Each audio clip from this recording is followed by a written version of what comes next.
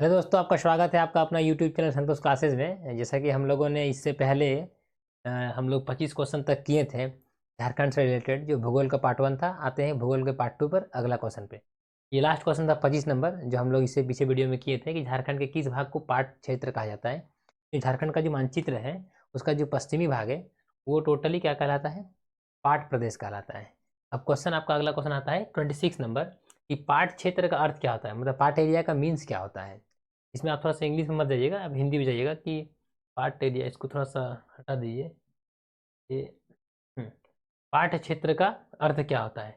पाट क्षेत्र एक्चुअली में क्या होता है कि हमारा जो झारखंड की जो भूमि है वो कहीं पर भी समतल नहीं है, कहीं पर थोड़ा पहाड़ी नुमा है, कहीं पर थोड़ा सा पठार बना हुआ है, कहीं पर ढलाऊ है।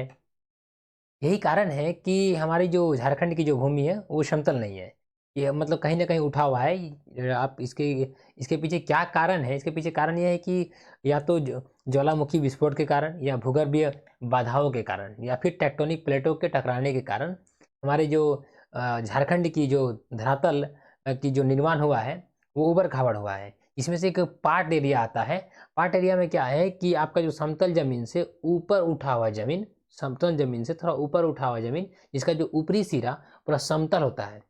ऊपरी सिरा क्या होता है? समतल होता है। उसको हम लोग कहते हैं पाट एरिया। क्या कहते हैं? पाट एरिया। जो ऊपर का एरिया क्या होता है? समतल होता है।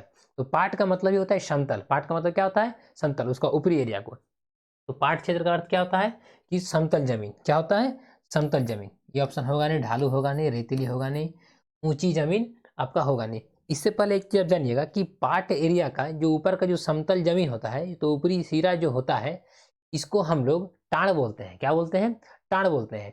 और जो निचली जमीन होती है उसको हम लोग दोन बोलते हैं। ये पाट एरिया का दो वर्ड है, एक आपका टाड़, एक आपका दोन। याद रखिएगा, बहुत बार ये क्वेश्चन पूछा गया है एग्जाम में कि टाण किसको बोला जाता है और आपका दोन किसको बोला जाता है।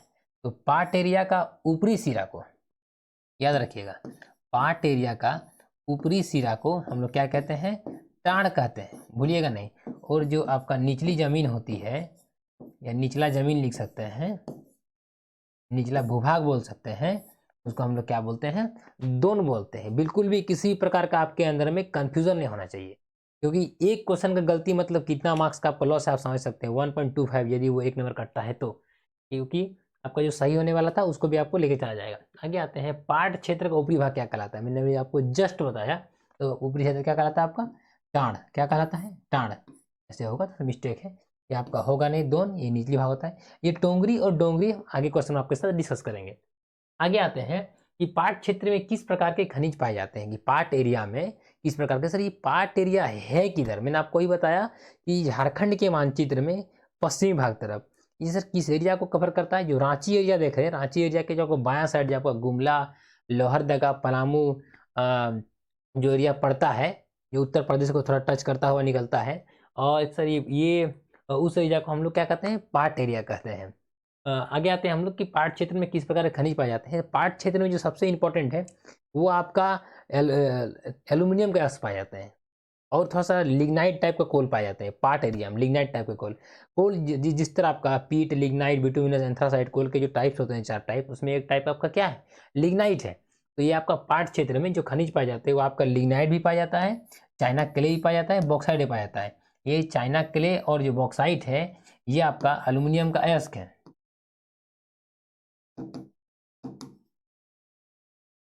और आपका जो ये लिग्नाइट है ये आपका कोल है। तो ये आपका पार्ट एरिया में ये तीनों प्रकार के खनिज पाए जाते हैं। तो हम लोग कौन सा ऑप्शन में जाएंगे? इनमें से सभी पे जाएंगे। आगे आते हैं 29 पर। याद रखिएगा, हम लोग इस स्लाइड्स पे, मतलब भूगोल पे, हम लोग वैसे वैसे क्वेश्चन को लाए हैं जो आपका एकदम एग्जाम में ही पूछेंगे। हम लोग वैसे क्वेश्चन को इसमें इंक्लूड नहीं कर रहे हैं कि जो क्वेश्चन आपका आउट ऑफ सिलेबस हो। हम लोग टोटली पॉइंट टू द आपका एग्जाम सिलेबस पे हम लोग डिस्कस कर रहे हैं। ये पार्ट क्षेत्र का निचला भाग क्या कहलाता है? मैंने आपको जस्ट इससे पहले बताया था, आपका दोन कहलाता है। ये आपका होगा नहीं। टोंगरी और डोंगरी पे हम लोग आगे अभी चर्चा करेंगे। अगला क्वेश्चन पे, छोटा नागपुर पठार की रचना किस प्रकार की चट्टान से हुई है?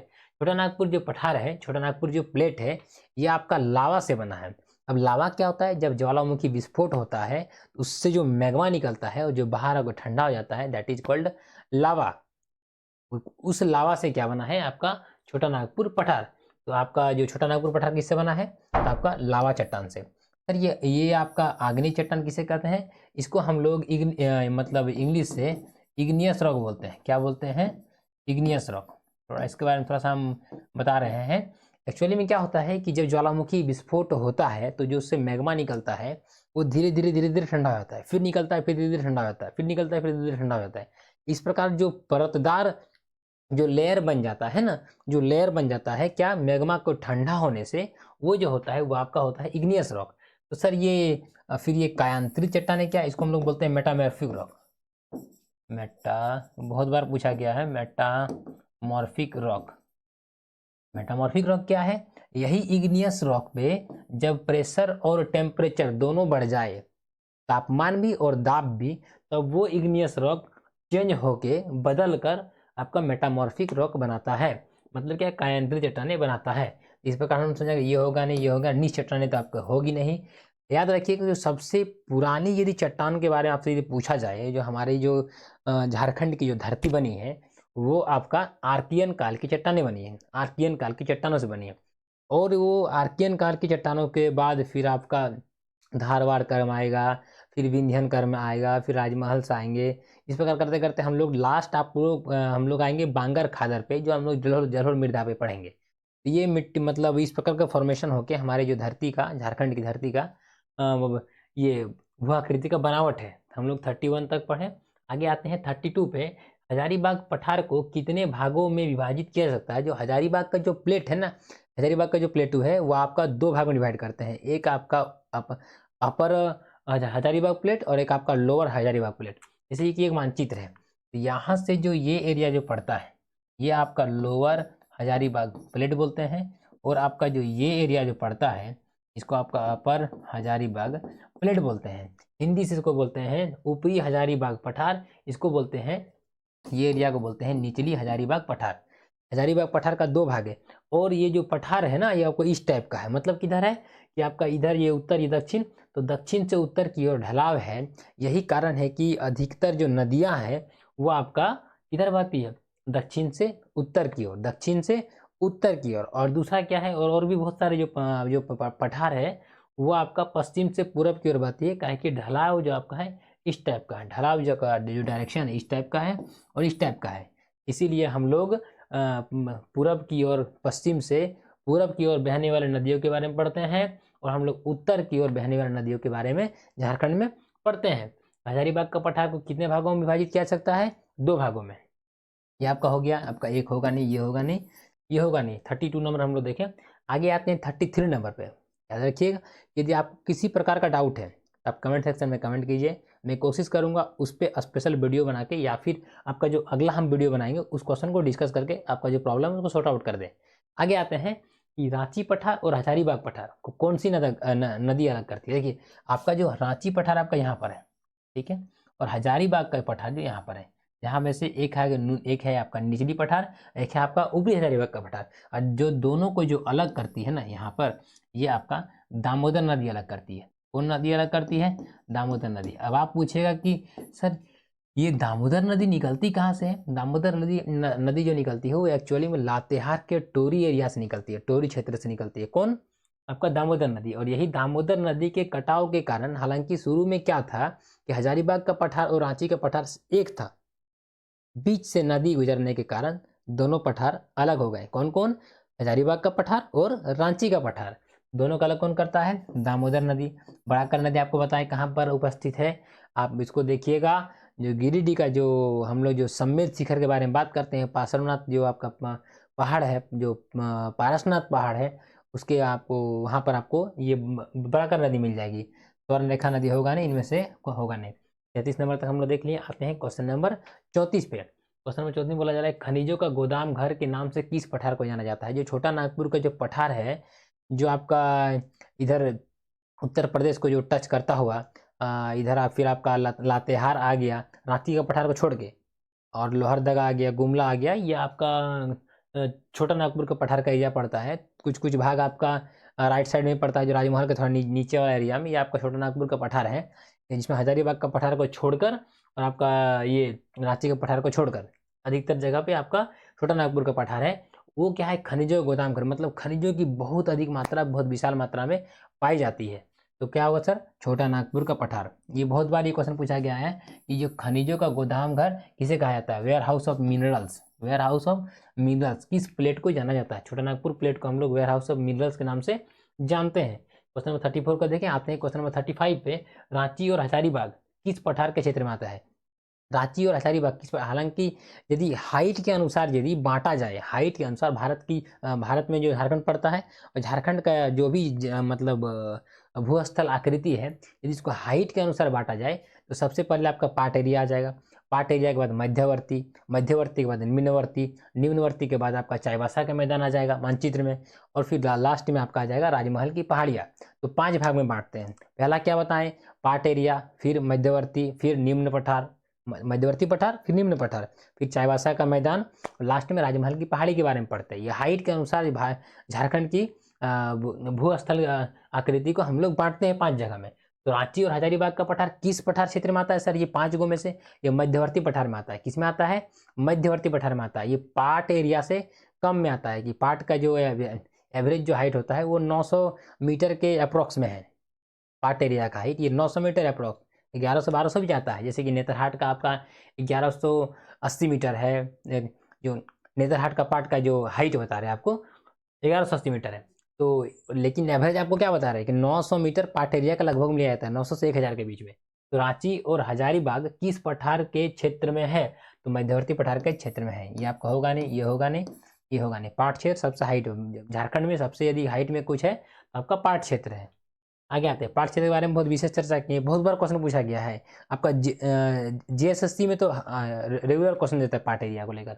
झारखंड में कितने प्रकार के पठार पाए जाते हैं, झारखंड में कितने प्रकार के पठार पाए जाते हैं। झारखंड में मेनली यदि मुख्यतः बोला जाए तो आपको 4 प्रकार के पठार पाए जाते हैं। ये 4 प्रकार के पठार कौन कौन से हैं, आपका पाट क्षेत्र, या इसको हम लोग पश्चिम पठार भी बोलते हैं, या पश्चिमी पठार,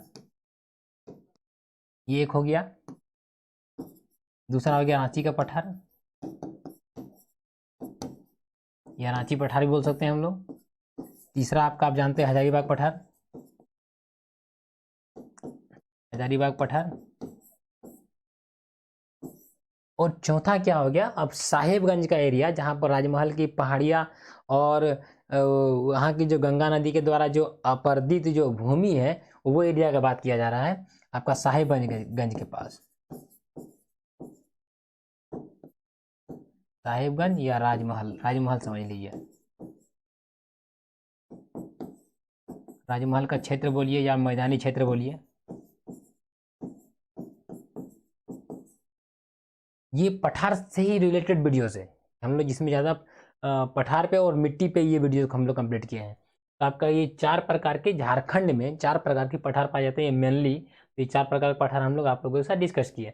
ये आपका 1 होगा नहीं, 2 होगा नहीं, 3 आपका होगा नहीं। 36 तक कर लिए, आते 37 नंबर पे। पाट क्षेत्र में कौन सी नदी का उद्गम होता है, आपका शंख नदी का होता है। कौन सा जिला से निकलता है सर, ये आपका गुमला जिला से निकलता है। कहाँ से निकलता है, गुमला जिला से। आगे आते हैं, अगला क्वेश्चन, पारसनाथ की पहाड़ी झारखंड के किस जिले में अवस्थित है, गिरिडीह में। कहाँ पर, गिरिडीह में। आपका होगा नहीं, ये आपका होगा नहीं, ये आपका होगा नहीं। अगला क्वेश्चन पे आते हैं हम लोग, पारसनाथ की पहाड़ी को समेत शिखर किन तीर्थकरों ने कहा था। मैंने अभी आपको चर्चा किया, जैन धर्मावलंबियों या जैन तीर्थकरों ने। अगला क्वेश्चन पे आते हैं, पारसनाथ की पहाड़ी किस नदी घाटी के बगल में अवस्थित है, किस नदी घाटी में अवस्थित है, तो आपका बराकर नदी। ये होगा नहीं, ये होगा नहीं, ये आपका होगा नहीं। आगे आते हैं अगला क्वेश्चन पे, पारसनाथ की पहाड़ी की सबसे ऊंची चोटी को क्या कहते हैं, समेत शिखर।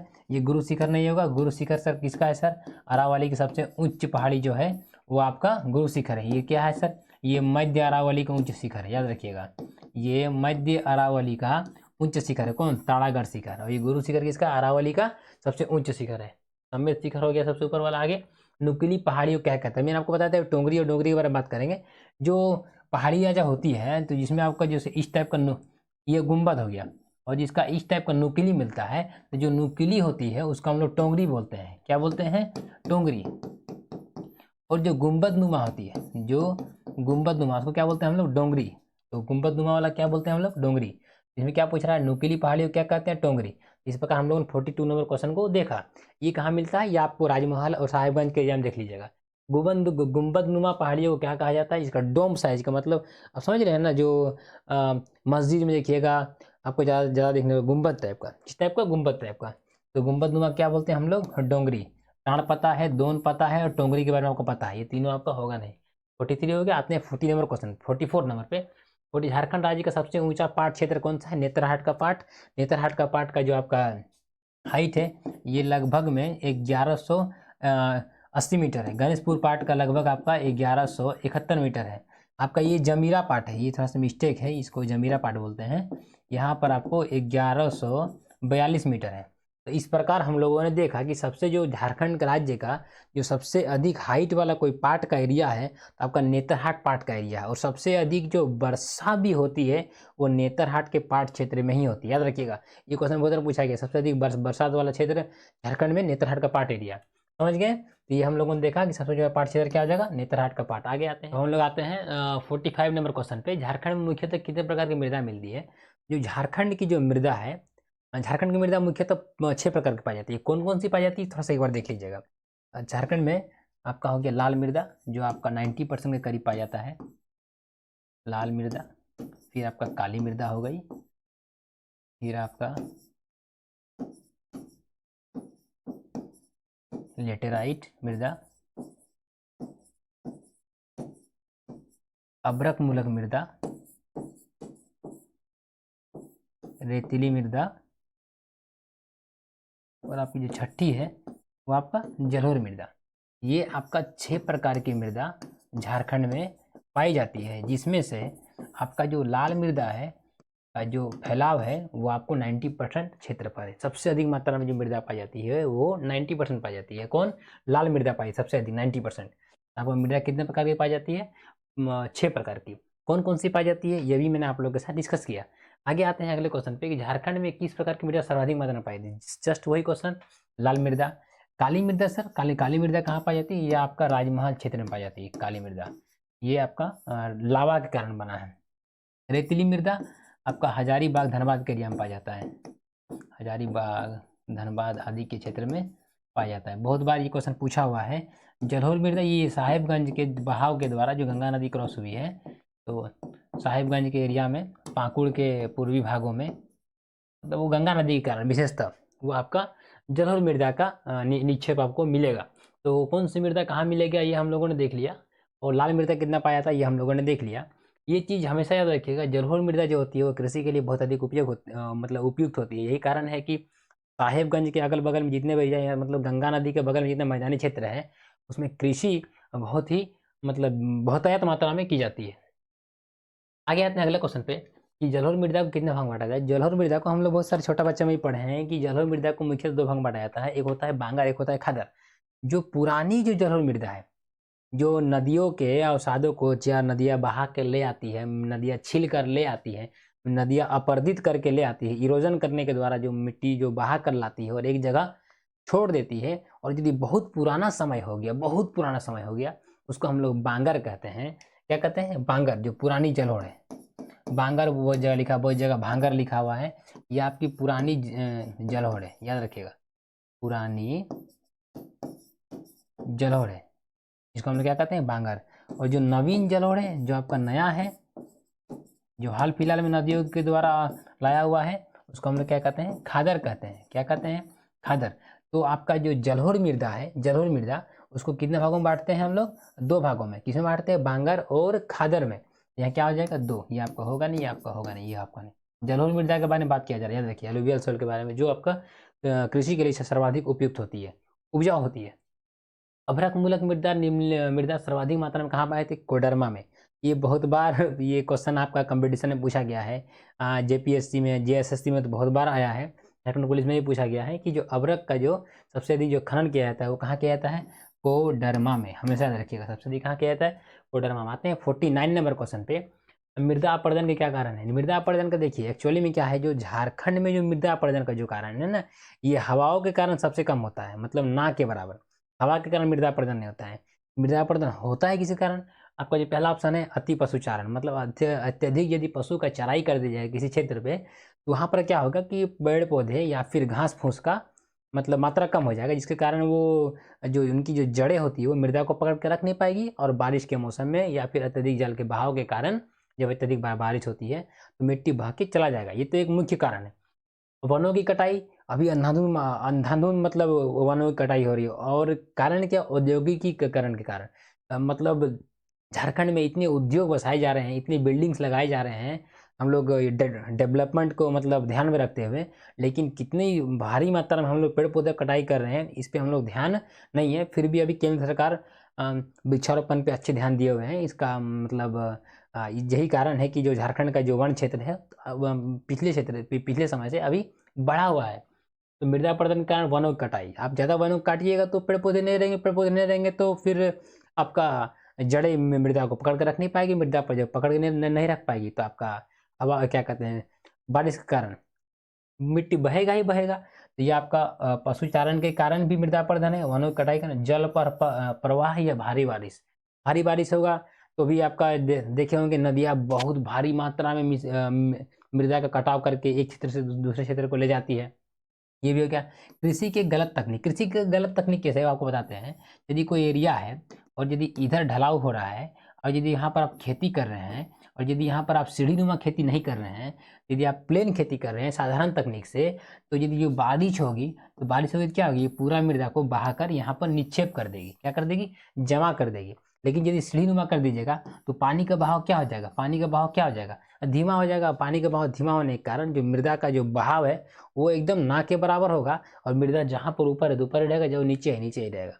यही कारण है कि पहाड़ी क्षेत्रों या फिर ढालू क्षेत्रों में कहा जाता है कि सीढ़ीनुमा खेती करनी चाहिए। किस लिए, मृदा के अपरदन के रोकथाम के लिए। तो मतलब गलत तरीके से आप यदि कृषि कीजिएगा तो भी मृदा अपरदन का बहुत बड़ा कारण है, खास करके झारखंड में तो है ही। मतलब ये चारों कारण है मृदा अपरदन का, जो सॉइल इरोजन होता है झारखंड में, ये चारों कारण है मृदा अपरदन के लिए। आगे आते हैं आज का अंतिम सवाल पे, राज्य का कितना प्रतिशत भाग मृदा अपरदन से प्रभावित है। सोच लीजिए जो हम लोग का 79714 पर ये जो राज्य का जो क्षेत्रफल है इतना, इसका 22.4% ना वो मृदा अपरदन से प्रभावित है। सोच सकते हैं कि इतनी भारी मात्रा में मृदा अपरदन हो रही है। चाहे इसके लिए आप इंडस्ट्री को बोलिए, या माइनिंग को बोलिए, या फिर डेवलपमेंट के लिए बोलिए, या फिर औद्योगिकीकरण के लिए बोलिए, मतलब बहुत सारे इसके कारक है कि मतलब भारी मात्रा में जो सॉइल का इरोजन हो रहा है। 22.4%, ये आपका परसेंटेज में है, 22.4% एक मायने रखता है। और यदि ये मृदा सर यदि अपरदित होकर चले जाएगी तो क्या होगा, कुछ नहीं होगा। क्या, कृषि लायक जो भी उपजाऊ जमीन है वो बह के चला जाएगा, तो फिर बंजर हो जाएगा। और जब बंजर हो जाएगा तो फिर कृषि हम लोग कर नहीं सकते हैं, कृषि नहीं कर सकते तो फिर अनाज उपजेंगे नहीं, फिर भूखमरी की स्थिति पैदा हो जाएगी, या फिर अनाज का रेट भाग जाएगा। इस प्रकार हम लोगों ने 50 क्वेश्चन को देखा झारखंड के भूगोल में। आगे वीडियो में हम लोग फिर आने वाले से मतलब वीडियोज़ में हम लोग 25 से 30 क्वेश्चन को और लाएंगे, और हम लोग कोशिश करेंगे कि झारखंड का भूगोल से रिलेटेड जितने भी क्वेश्चन है वो हम लोग आप लोगों के साथ कवर अप करें और डिस्कशन करें, कि ताकि आपको आने वाला एग्जाम में आपको एक भी क्वेश्चन, हम लोग जो वीडियोस बना रहे हैं आप लोगों के लिए, उससे रिलेटेड आपका यदि एग्जाम में आता है उस टॉपिक से, तो आपका एक भी क्वेश्चन किसी भी स्थिति में छूटे नहीं। यदि हम लोगों को यदि किसी प्रकार का आप लोगों से सजेशन है तो आप ज़रूर कमेंट सेक्शन में आप कमेंट कीजिए। मैं कोशिश करूँगा कि उस टॉपिक पे वीडियोज़ बना के मैं अपलोड कर दूं, कि ताकि आप लोग ज़्यादा से ज़्यादा लाभ ले सकें। यदि आप हमारे चैनल पर नए आए हैं तो आप काइंडली हमारे चैनल को लाइक शेयर एंड सब्सक्राइब कर दीजिए, ताकि मैं आप लोग के लिए और अच्छे से अच्छे वीडियो ला सकूं। मैं आप लोगों से फिर मिलूंगा अगले वीडियोज़ लाकर झारखंड के भूगोल पर। तब तक मिलते हैं फिर से। जय हिंद दोस्तों।